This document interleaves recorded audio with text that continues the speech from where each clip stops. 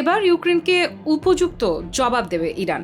Iran ও যুক্তরাষ্ট্রের মাঝে চলমান উত্তেজনার মধ্যে এবার কাস্পিয়ান সাগরকে ঘিরে সামনে এলো এমনই নতুন সংঘাতের সম্ভাবনা। ইরান দাবি করছে তাদের পতাকাবাহী একটি বাণিজ্যিক জাহাজে হামলা চালিয়েছে ইউক্রেন। আর এই ঘটনার পরই ক্ষোভে ফেটে পড়েছে তেহরান। স্পষ্ট ভাষায় জানিয়ে দিয়েছে এই হামলা কোনোভাবেই জবাবহীন থাকবে না।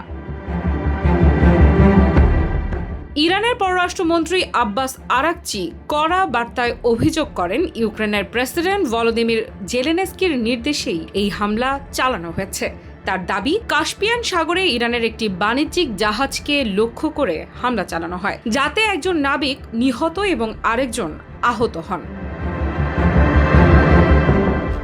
ইরানের পররাষ্ট্র মন্ত্রণালয়ের তথ্য অনুযায়ী জাহাজটি রাশিয়ার আস্ট্রাখান বন্দর থেকে ইরানের আনজালি বন্দরের উদ্দেশ্যে যাত্রা করছিল। পথেই হামলার শিকার হয় জাহাজটি। হামলায় জাহাজের ব্রিজ মারাত্মকভাবে ক্ষতিগ্রস্ত হয় এবং হতাহতের ঘটনাও ঘটে বলে দাবি করেছে তেহরান। শুধু হামলার অভিযোগই নয়, এর সঙ্গে আন্তর্জাতিক আইনের প্রসঙ্গও তুলেছেন আব্বাস আরাকচি। তিনি বলেন, একটি বেসামরিক বাণিজ্যিক জাহাজে হামলা জাতিসংঘ সনদের সুস্পষ্ট লঙ্ঘন। একই সঙ্গে তিনি অভিযোগ করেন, এই হামলার মাধ্যমে ইউরোপকে আরও বড় সংঘাতে জড়ানোর চেষ্টা করা হয়েছে।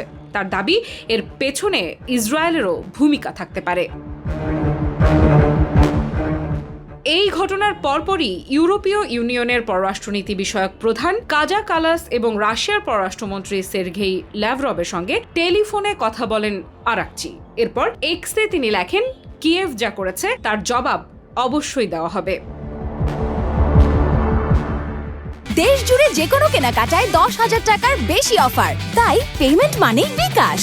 বিশ্লেষকদের মতে অভিযোগটি যদি সত্যি প্রমাণিত হয়, তাহলে শুধু ইরান ও ইউক্রেনের মধ্যকার উত্তেজনাই বাড়াবে না, বরং রাশিয়া ইউক্রেন যুদ্ধের কূটনৈতিক সমীকরণেও নতুন মাত্রা যোগ করতে পারে। কারণ কাস্পিয়ান সাগর এতদিন তুলনামূলকভাবে সংঘাতের বাইরে ছিল। সেখানে এমন একটি ঘটনা ঘটার দাবি নতুন উদ্বেগ তৈরি করছে।